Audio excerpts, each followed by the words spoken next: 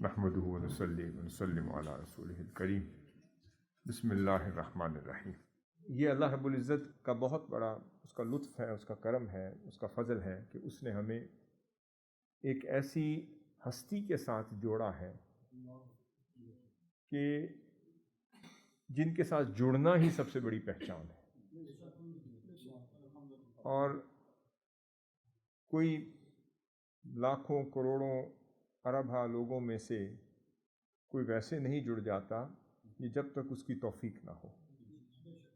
اور آپ لوگ اپنی اہمیت میں سب سے زیادہ توجہ کے حامل ہو جاتے ہیں کہ آپ کو تو صرف نسبت نہیں ملی، آپ کو تو تلمس بھی ملا ہے۔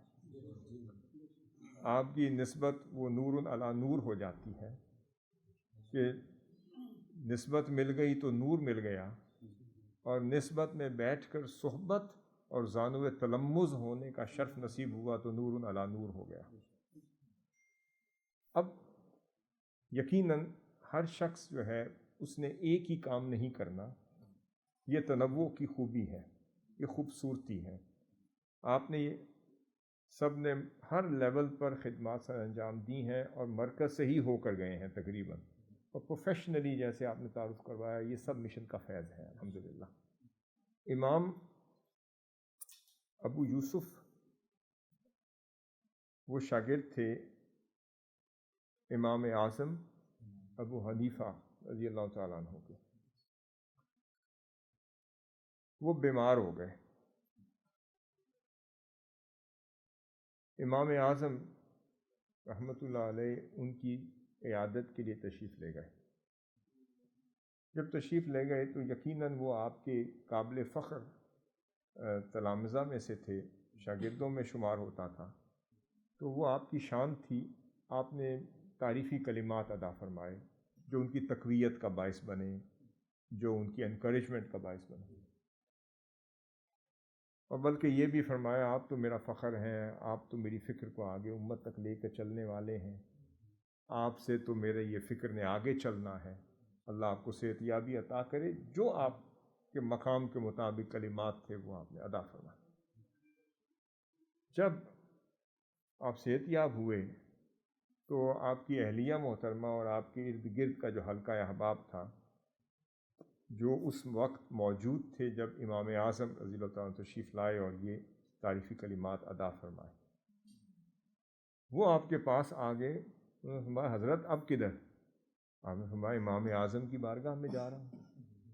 انہوں نے کہا یہ آپ نے سنا نہیں کہ انہوں نے آپ کے لیے کیا فرمایا؟ فرمایا بھی کیا کیا فرمایا؟ انہوں نے کہا جی کبھی کسی کے لیے وہ نہیں فرمایا جو آپ کے لیے انہوں نے ادا فرما دیا ہے، تو اب آپ پھر انہی کے مسند پہ جائیں گے اور انہی کے تلمذ میں بیٹھیں گے، انہی کی بارگاہ میں جائیں گے۔ وہ تو آپ کو امام اعظم ثانی بنا چکے ہیں، اور آپ جائیں اور اپنی مسند خود کھولیں اور اب اپنی پہچان حاصل کریں، اپنی نئی پہچان خود بنائیں۔ امام ابو یوسف رحمۃ اللہ علیہ کی ذہن میں فار دا ٹائم بینگ وہ بات جم گئی اور کہیں نہ کہیں جگہ بنا گئی۔ آپ نے اپنی اہلیہ یا اپنے دوستوں کے بات پر توجہ دی اور امام اعظم رحمۃ اللہ علیہ کی طرف جاتے ہوئے رک گئے، اور پھر کسی جامع مسجد میں اپنا مسند بنا لی اور خود درس و تدریس خود سے شروع کر۔ اب امام اعظم رضی اللہ تعالیٰ انتظار میں تھے کہ ابو یوسف صحت یاب ہو گیا ہے، اب وہ آئے گا دوبارہ جیسے پہلے آیا کرتا۔ آپ نے ایک دن ہوا دیکھا نہیں آئے، دوسرا دن ہوا دیکھا نہیں آئے، تیسرا دن ہوا نہیں آئے، پھر آپ سے بھی رہا نہ گیا کہ جو لچپال ہوتے ہیں وہ کرم نوازی کے لیے خود تڑپ رہے ہوتے ہیں کہ کسی کی جھولی، کسی کے ظاہر اور باطن کو وہ خود منور کرتے چلے جائیں۔ انہوں نے خود پوچھ لیا کہ ابو یوسف کدھر ہے، آیا نہیں؟ کسی نے بتایا حضرت وہ تو انہوں نے فلاں جامع مسجد میں اپنا مسند کھول لیا ہے، وہ تو اب خود بیٹھ کے درس و تدریس شروع کر دیا۔ آپ کو یہ اصولاً بات پسند نہیں آئی، مگر بڑے ظرف والے تھے، آپ نے تبسم کے ساتھ ہی اس کا جواب دیا، خاموش ہو گئے، مگر یہ طریقہ کار پسند نہیں آیا۔ پھر آپ نے 2 دن گزرے، پھر انتظار کیا، امام ابو یوسف نہیں آئے۔ تو پھر آپ نے ایک شاگرد کو بھیجا جو مشترک تھا، یعنی مشترکہ شاگرد تھا، جو ادھر بھی جاتا تھا ادھر بھی آتا تھا۔ آپ نے فرمایا بھائی اس طرح کرو کہ ایک سوال تمہیں دے کر بھیجتا ہوں، اور وہ سوال لے جانا ابو یوسف کے پاس، اسے دینا، اور وہ اس کا جواب نہیں دے سکے گا۔ یہ بھی پتہ ہے کہ وہ اس کا جواب نہیں دے سکے گا، اور اگر وہ جواب دینے سے قاصر آ جائے تو اسے کہہ دینا کہ یہ امام اعظم نے دیا ہے سوال۔ اب وہ بھی آپ ہی کے شاگرد تھے، تو سوال یہ تھا کہ ان سے پوچھنا، جب مجلس کے بعد جب سوالات اور جوابات کا سلسلہ شروع ہو تو اسے پوچھنا ایک سوال یہ دیا کہ جی ایک شخص اپنی اہلیہ کا دوپٹہ لے کر کسی رنگ ساز کے پاس جاتا ہے پیکو کروانے کے لیے، جیسے آپ کو پتہ ہے، وہ جا کے اس کو دیتا ہے دکاندار کو، اسے کہتا ہے اس کو پیکو کر دو، اس کو فلاں رنگ اس پہ چڑھا دو، وہ چڑھا کے لفافے میں ڈال کے اس کو دے دیتا ہے۔ وہ جب گھر آ کے اپنی اہلیہ کو دیتا ہے تو اہلیہ کہتی ہے کہ بھئی یہ تو رنگ صحیح نہیں چڑھا، اس کو جا کے دوبارہ اس کو کروا کر لو۔ وہ دوبارہ جاتا ہے، اس کو کہتا ہے بھئی آپ نے تو صحیح رنگ نہیں چڑھایا، اس کو دوبارہ کریں، اور پہلی دفعہ کی وہ اجرت پے کر چکا ہوتا۔ اب دوسری دفعہ وہ جاتا ہے، اسے کہتا ہے اس کو دوبارہ سے صحیح کر کے دوبارہ رنگ چڑھائیں، وہ دوبارہ رنگ چڑھاتا ہے، وہ چڑھا کے لفافے میں بند کر کے وہ لے آتا ہے۔ جب پھر گھر آتا ہے اس کی بیگم پھر کہتی ہے کہ یہ صحیح نہیں چڑھا، پھر وہ دوبارہ جاتا ہے اور پھر رنگ چڑھانے کے لیے تیسری دفعہ جاتا ہے، اسے کہتا ہے اب اس کو پھر دوبارہ چڑھائیں، وہ پھر دوبارہ سے چڑھاتا ہے، گھر آ کے دیکھتا ہے کہ اب چڑھ جاتا ہے، ٹھیک ہو جاتا ہے۔ اب سوال یہ ہے کہ وہ دوسری دفعہ کی اجرت دے گا یا تیسری دفعہ؟ جب یہ سوال کیا تو امام ابو یوسف خاموش ہو گئے، فرماتے ہیں یہ کس نے دے کر بھیجا؟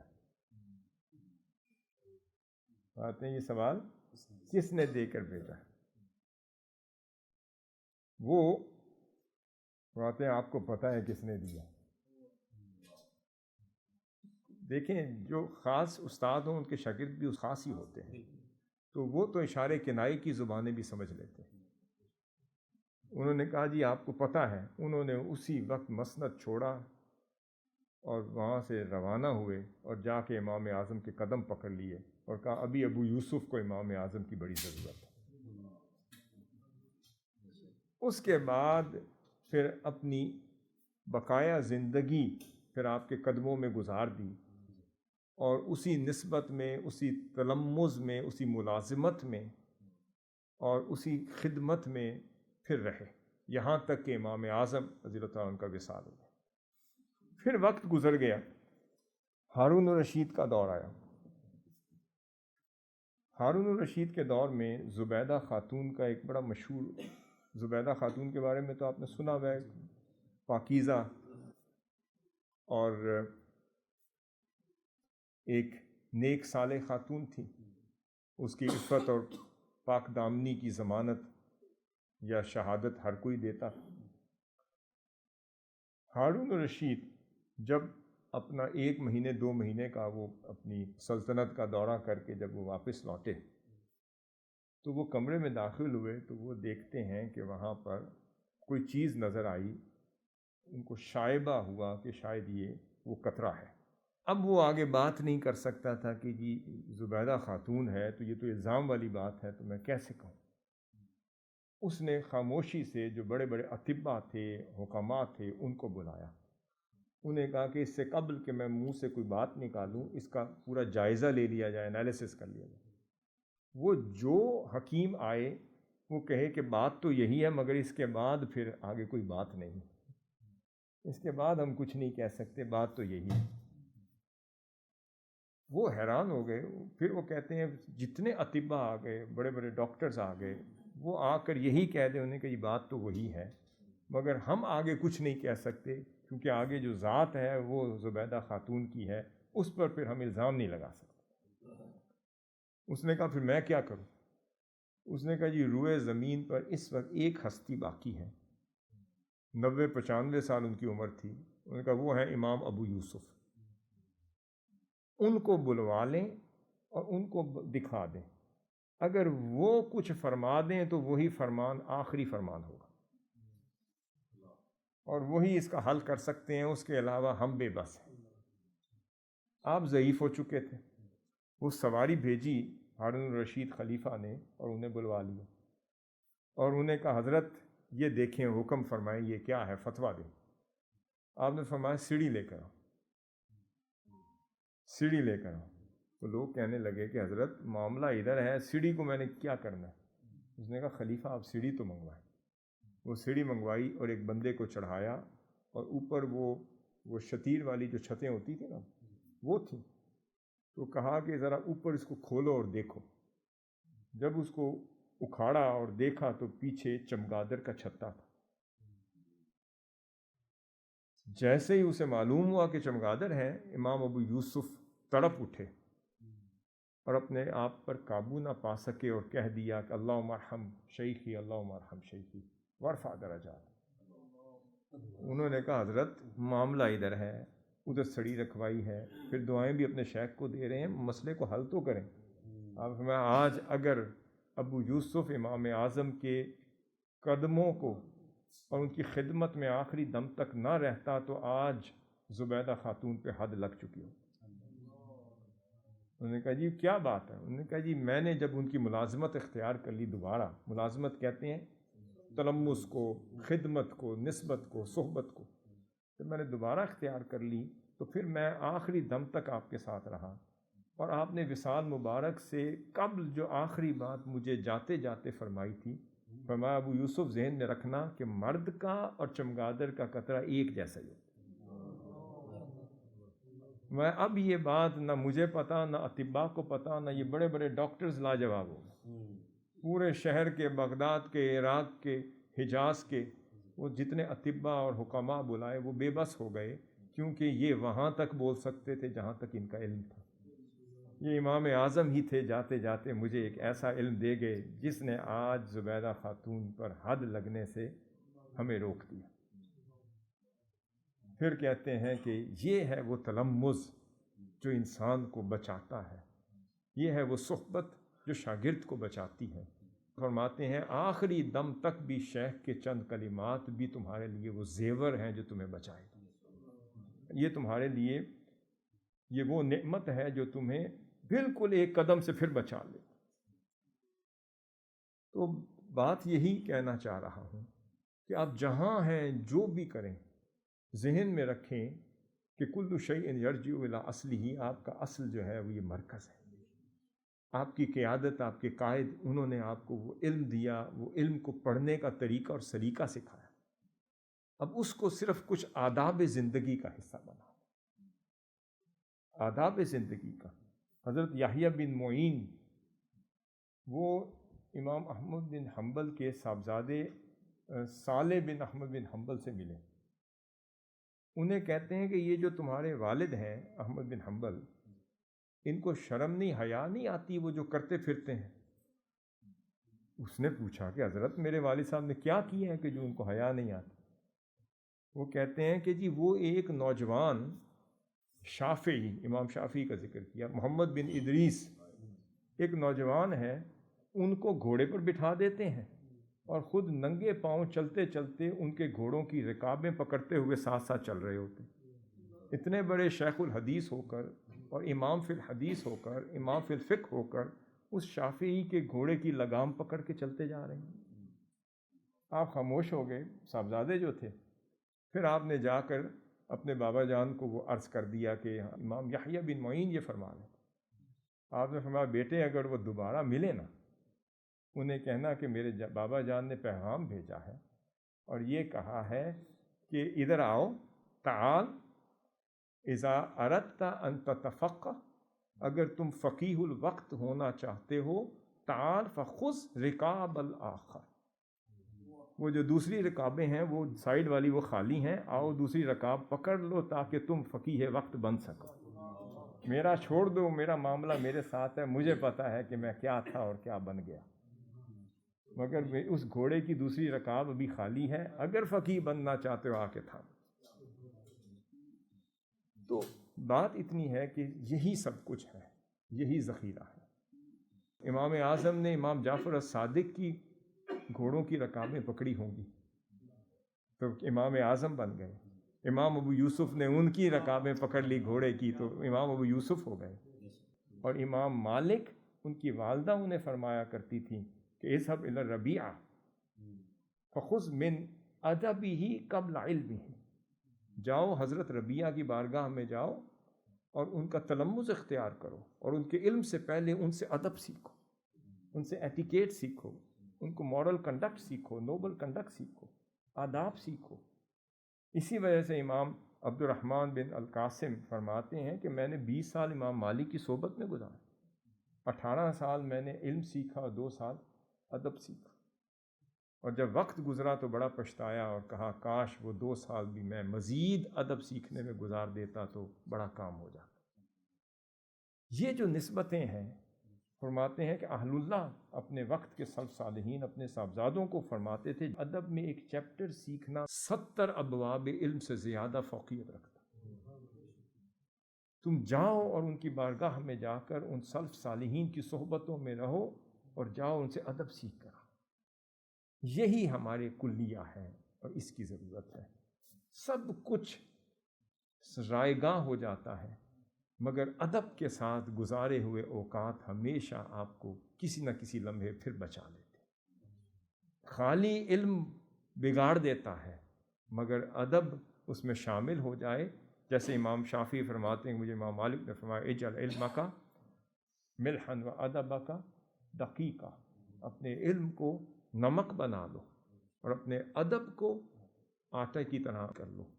اسی لیے امام عبداللہ بن مبارک فرماتے ہیں کہ میں تو یہی سمجھا کہ دین کا 2/3 حصہ ہی ادب ہے. یہ سب کچھ جو ہے آج بچانے کے لیے یہ ہے جو آپ نے سرمایہ جمع کرنا ہے اور جو آپ کے کام آنا ہے، وہ یہاں کے گزرے ہوئے اوقات، وہ شب و روز، وہ نسبتیں، وہ شبیداریاں، وہ شیخ الاسلام کی مسکراہٹیں، وہ ان کے وہ الفاظ جو آپ کے کانوں میں رس گھولتے ہوئے آپ کے دل کے دریچوں میں داخل ہو جائیں، سرایت کر جائیں، وہی آپ کو بچائیں گے. ایک آخری بات کر کے اس کو ختم کر رہا ہوں. کمپیوٹر سسٹم ہے نا، اب آپ لوگ کتنے ہیں جو استعمال کرتے ہوں گے سارے. جب یہ آپ کا سافٹ ویئر کرپٹ ہو جائے، سسٹم خراب ہو جائے تو واپس آپ کو ڈاس پروگرام پہ جانا پڑتا ہے. ڈاس پروگرام جو اوریجنل ہے وہی آپ کے اس کرپٹ سسٹم کو ٹھیک کرتا ہے. اسی طرح ہی ہے. تو بس یہی سمجھ لیں کہ جب ہمارے دل کی وادی کرپٹ ہونے لگے تو پھر اپنے ڈاس سسٹم کے پاس آ جایا کریں، اپنے اصل کی طرف لوٹ آیا کریں. اور ڈاس سسٹم اب آج کے دور میں بہت کم، اقل القلیل ہوں گے جن کو ڈاس سسٹم چلانا آتا ہوگا. بس پھر اس کا مطلب ہے کہ ڈاس سسٹم کے اندر بھی کچھ ایسی ٹیکنیکس ہیں جو صرف آپ کے شیخ اور مربی اور آپ کے مرکز کے ہاتھ میں ہے. تو اس لیے پھر گھوم پھر کے مرکز ہی آنا پڑتا ہے اور اپنے قائد کے ہی لڑ پکڑنا پڑتے ہیں اور ان کی صحبت میں آنا پڑتا ہے. اور کچھ بٹن وہی پریس کریں گے تو دبیں گے، پھر ان کے بغیر کوئی دبا نہیں سکتا. وہی معالج ہیں، وہی مربی ہیں، وہی شیخ ہیں اور وہی معلم ہیں اور وہی سب کچھ ہے. آپ ہمیشہ بہانے ڈھونڈا کریں کہ کسی بہانے پہنچ جائیں یہاں پر. تو کبھی آپ نے کوئی کام کر لیا، کبھی آپ نے کر لیا، کچھ آپ نے کر لیا، کوئی نہ کوئی کارہائے نمایاں ضرور دکھاتے رہا کریں تاکہ کوئی بہانہ مل جائے، پھر مل جل کے بیٹھنے کا اور پھر اپنا یار منانے کا اور پھر اپنی وہ گرد و غبار ہٹانے اور مٹانے کا اور پھر یار کی صحبتوں میں دوبارہ آئیں، وہ گزرے ہوئے شب و روز دوبارہ یاد کیا کریں. بس ہمیشہ ایک صندوق بنائیں اور ایاس کی مانند اس صندوق میں اپنے وہ پھٹے پرانے کپڑے اور وہ چپل اس میں رکھ لیا کریں کہ جب آئے تھے تو ایسے تھے، آج ہو گئے تو یہ محمود کا کرم ہوا تو مجھے یہ بنا دیا، مگر اس سے پہلے جب آیا تھا تو میرے یہ حیثیت تھی. وہ صندوق میں ڈال کے دیکھا کریں. یہی آپ کی بقا کا حصہ ہے. ورنہ دنیا بڑی ظالم ہے، ذہن میں رکھیں، دنیا بہت ظالم ہے. کبھی نہ کبھی آ کے اپنا چہرہ مرکز کو دکھایا کریں، اپنی قیادت کو آگے سب کو دکھایا کریں، اس میں بھی خیر ہوتی ہے. وہ جو عاشق ہوتے ہیں نا، وہ کہتے ہیں کہ چلو اگر لیلا نہ ملی تو مجنو صرف گلی سے گزر جاتا تھا اور در و دیوار دیکھ کر ہی اپنا وہ رانجھا راضی کر لیا کرتا تھا. تو یہ بھی اپنی عقیدت اور محبت کا لیول ہوتا ہے. اور کبھی کبھی وہ مجنو جو ہے اس نے کہا کہ چلو لیلا بھی نہیں، وہ گرد و نواح بھی نہیں، تو اس کو کتا مل گیا جو لیلا کی گلیوں سے گزرتا تھا، اس کے پاؤں چومتا پھرتا تھا۔ اس نے کہا یہ کیا؟ اس نے کہا تم اس کو کتا سمجھتے ہو، میں اس کو لیلا کی گلی سے گزرنے والا کتا سمجھتا ہوں۔ وہ قدم جو لیلا کی گلی پہ پڑ جائیں میں انہیں بھی چومتا ہوں، انہیں بھی میں اپنے لیے معتبر اور باعث سے برکت سمجھتا ہوں۔ تو بس کبھی کبھی انہی گلیوں سے اسی گوشہ درود میں آ جایا کریں، انہی در و دیوار میں بیٹھا کریں، وہ اپنے گزرے ہوئے ایام یاد کیا کریں اور ایک صندوق بنا کے دیکھا کریں، اور ہمیشہ تاکہ اپنی اس صحبت پر استقامت کے ساتھ رہا کریں، اور جو بھی جہاں بھی ہوں، جو بھی بن جائیں، وزیر اعظم ہی کیوں نہ بن جائیں، مگر گھوم پھر کر پھر کل شیء یرجع الی اصلہ کو اپنی اصل سے۔ اللہ تعالیٰ آپ کا حامی و ناصر ہو، برکتیں عطا فرمائے، آپ کا یہاں آنا اور آپ کا یہاں جمع ہونا اور کوئی نہ کوئی بہانے ڈھونڈتے رہنا، یہ سلسلہ جاری رہے۔ بس اس کو جاری رکھیں گے تو انشاءاللہ ہر دور میں آپ کامیاب ہی کامیاب ہیں اس مشن کے ساتھ۔